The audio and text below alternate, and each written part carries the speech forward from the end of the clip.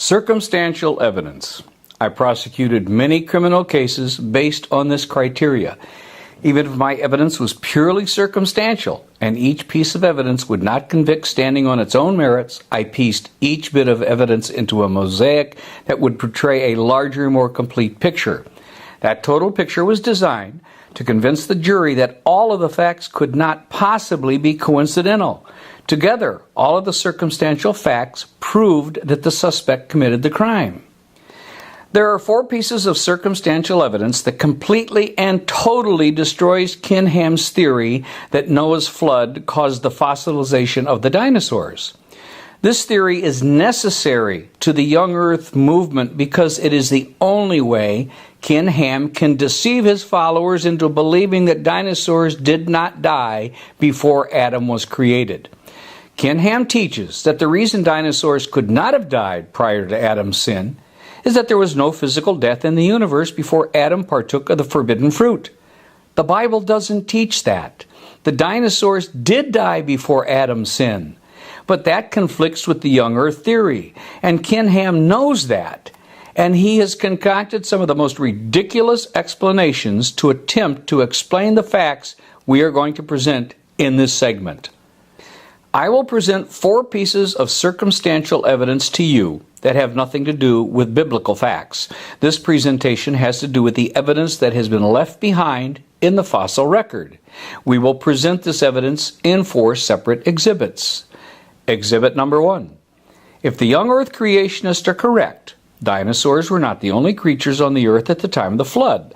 There were also millions of men, women, children, sheep, goats, cows, chickens, and other living creatures. If the flood caused the fossilization of the dinosaurs, there should also be millions of fossils of men, women, children, sheep, goats, cows, chickens, and other modern-day creatures included in the fossil record.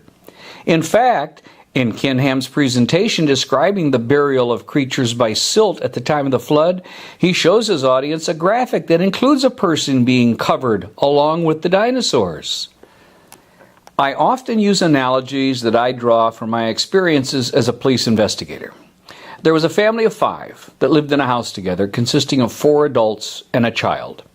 There were 2 males, 2 females, and 1 6-year-old boy. Late one night, the house burned to the ground. The fire was finally extinguished by the fire department, and investigators began sifting through the rubble trying to determine if the house was occupied at the time of the fire. They discovered that the fire had been deliberately set. The police were able to uncover 3 bodies, 1 adult male, an adult female, and 1 child. There were 2 adults missing. Here's the logical conclusion. The 2 adults were not present in the house when the fire took place. In the same respect, it has to be concluded that human beings and every modern-day animal were not present on this earth when the dinosaurs were destroyed. If they were living with dinosaurs when the dinosaurs were destroyed, then billions of modern-day animals and man would be found in the fossil record. There isn't one. But Answers in Genesis, instead of looking logically at this one very important piece of evidence, attempts to convince their followers that it isn't important. On their website, answersingenesis.org, they say this. So ultimately, the debate is not about the evidence itself, where we find human fossils and dinosaur fossils. Nobody was there to actually observe humans and dinosaurs living together. We are forced to reconstruct that history based on our existing assumptions about time and history, as well as our limited fossil evidence from the rocks. As biblical creationists, we don't require that human and dinosaur fossils be found in the same layers. Whether they are found or not does not affect the biblical view of history. Really? Can you imagine if during the investigation of the arson fire, I were to tell my supervisor that whether the 2 missing people are found or not, it doesn't affect my investigation? I'd be bounced out of the detective bureau and out on the road again so fast I wouldn't have time to put on my uniform. This mindset is crazy. This is another excellent example of Ken Ham trying to explain away a fact that conflicts with his young Earth theory. Exhibit number 2. There are no marine dinosaurs alive today swimming in our oceans and lakes. When the flood came and took them all away, there were millions of fish and marine mammals alive in the oceans and lakes.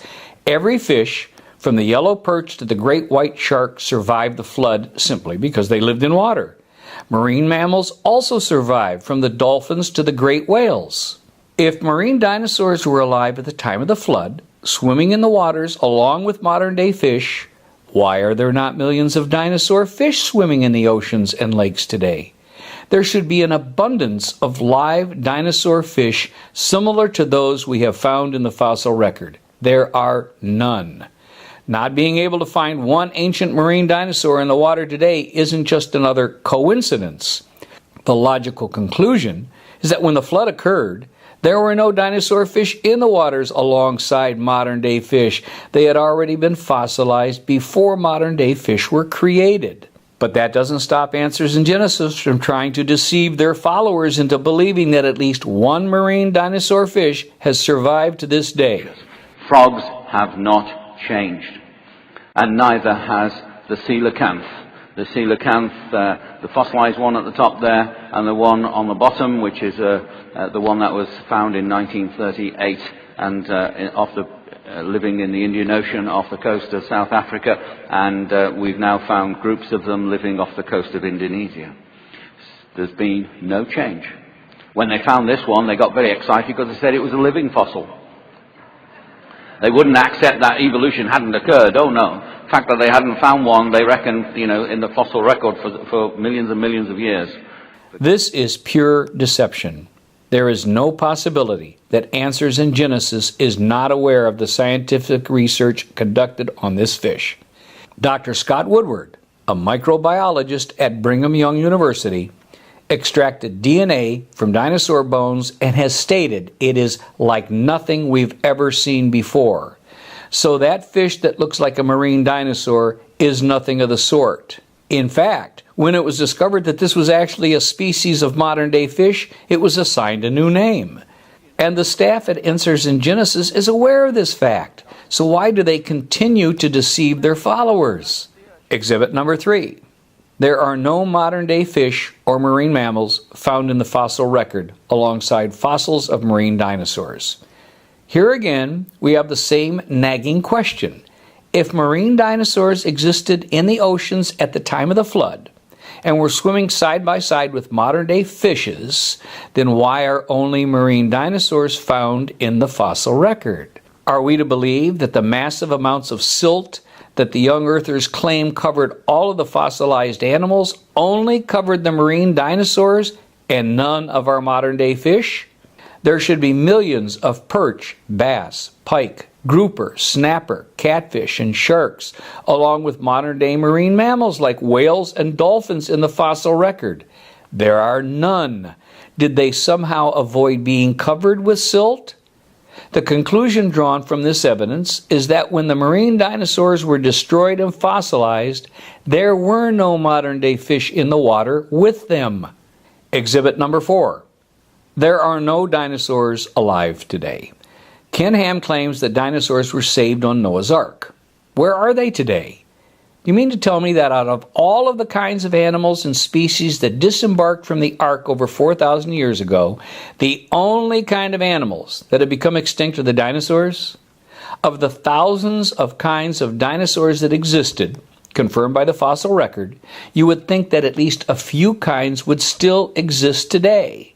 The fact that there is not one dinosaur alive today is another piece of circumstantial evidence that dinosaurs never got off the ark because they never got on. They had already been destroyed and fossilized when the flood occurred. And again, Ken Ham is faced with this dilemma. How do I explain this flaw in my theory? What happened to the dinosaurs? We don't know. That's not necessarily the answer a jury would be looking for. But Ken Ham has admitted here that he doesn't know why there are no dinosaurs alive today. He doesn't know why there are no modern-day man or animal fossils included in the fossil record. He doesn't know why there are no modern-day fish found in the fossil record. And he doesn't know why there are no marine dinosaurs swimming in our waters today. Ken Ham just doesn't know the answers to these 4 very important facts. but he continues to completely ignore them, even though they conflict with his young earth theory. 4 pieces of evidence that, if presented to a jury, would result in this verdict: modern-day man, animals, and fish were not present on this earth when the dinosaurs were destroyed and formed the current fossil record we find today.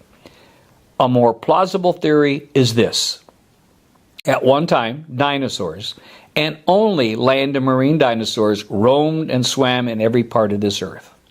A catastrophic event devastated the earth and destroyed all living things, plants, and dinosaurs. The remains of those land and marine dinosaurs and plants were fossilized and preserved to this day. There could not have been any modern-day humans or animals on this earth at the time of this catastrophic event, or their remains would be found in the earth along with all of the dinosaurs. Man had to come into existence sometime after the dinosaurs died. When the flood came, there were only modern-day animals and man to save. The flood fossilized nothing. When the ark landed, all of the modern-day animals and man disembarked and repopulated the earth, and that is what we have living today: modern-day animals and man. If you have reached any other conclusion, you are simply trying to fit the young earth theory into the facts presented. And you are like every young earth believer whose illogical thinking makes you a perfect candidate for Ken Ham.